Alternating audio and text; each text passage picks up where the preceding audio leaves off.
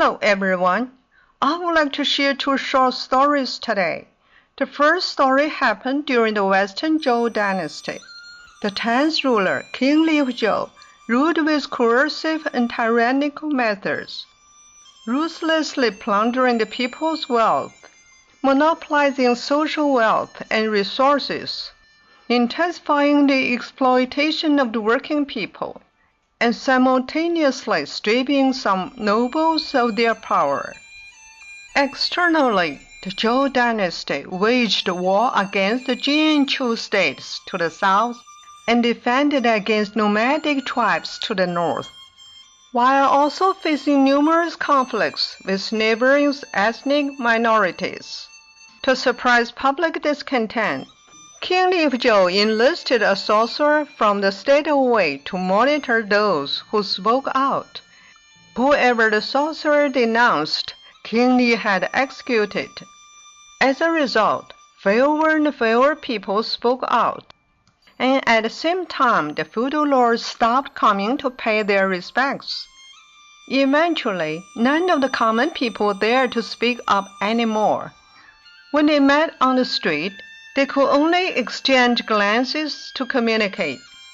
King Li of Zhou was overjoyed at this and said to Duke Mu Shao, "I have silenced the people's criticism of me. They will never dare to complain again." Duke Mu Shao replied, "You have merely stifled their voices. Silencing the people is far more harmful than damming a river. When water accumulates to a great extent, a single breach in the river will inevitably cause great harm to many people. The same principle applies when the people are silenced. Therefore, those who manage waterways must stretch the river to ensure the water flows freely. Those who govern the people must allow free speech so that the people dare to speak their minds." King Li of Zhou refused to heed warnings, acting on his own whim and doing as he pleased.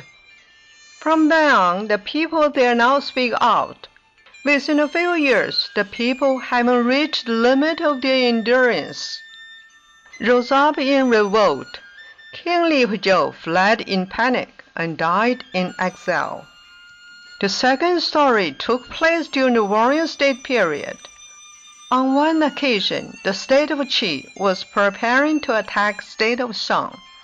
The king of Song sent someone to scout enemy's situation. The scout returned and reported, "The Qi army is very close to our borders, and the morale of our people is low, so everyone is very worried." Those around the king also urged him, "We must act quickly." Upon hearing this, the king of Song became furious and had the scout executed. Later, the king of Song sent another man to reconnoiter the enemy's position. When this man returned, his report matched that of the first man. The king of Song was furious and had him executed as well. In this way, 3 men were sent out in total, and all 3 were killed for telling the truth. By the 4th time, the king of Song sent another messenger to scout the enemy's situation. The messenger saw that Qi army was about to invade Song and that morale among the people was low. He intended to return and report this to the king of Song, but he feared that he might meet the same fate as the previous 3 messengers. So he asked his old brother. The men who spoke the truth before were all killed by the king of Song. If I tell the truth, the king of Song will surely kill me as well. But if I don't tell the truth, and the truth comes out, I'm doomed either way. What shall I do?" The man's old brother said, "If you tell the truth, you will die before everyone else." So the messenger returned and lied to the king of Song, saying, "We haven't seen any Qi troops anywhere. Our people are living in peace." Upon hearing this, the king of Song was overjoyed, and his courtiers flattered him, saying, "Indeed, those 3 men were spreading alarmist rumors. They deserve to die. The king of Zhou then rewarded the man with a large sum of money. Before long, the Qi army attacked. The king of Zhou, unable to mount the defense, fled in panic. These two stories remind me of the famous saying by Duke Zhuang from the spring and autumn period. Those who commit many acts of injustice will surely bring about their own downfall. Just wait and see.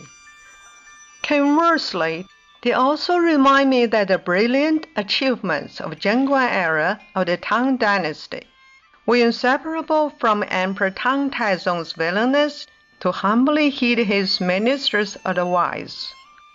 Thank you very much for listening to the story. More touching stories will be ready for you if just subscribe. Thank you again.